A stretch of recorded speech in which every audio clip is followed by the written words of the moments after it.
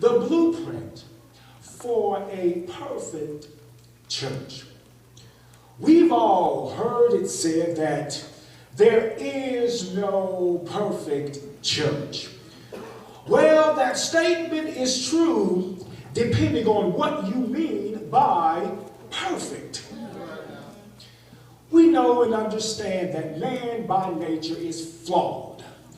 From our birth, because of the sin of Adam, his sin has caused sin to enter into the lives of all of his descendants.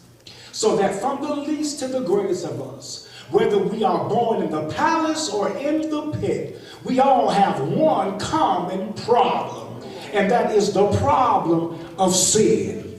That is the problem of this flesh. Don't let people with money fool you. When we look at TV and we see people say, oh, they don't have a care in the world. Yes, they do. Whether they recognize it or not, they still got to deal with the impulses that come from this flesh.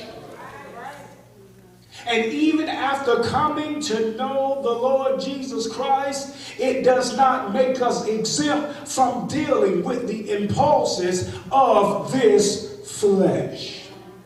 So if you say that there is no perfect church, then you must mean it from the standpoint only of there is no church where people don't make mistakes. Now that statement is true. However, there are some perfect churches if we look at God's blueprint for a perfect church.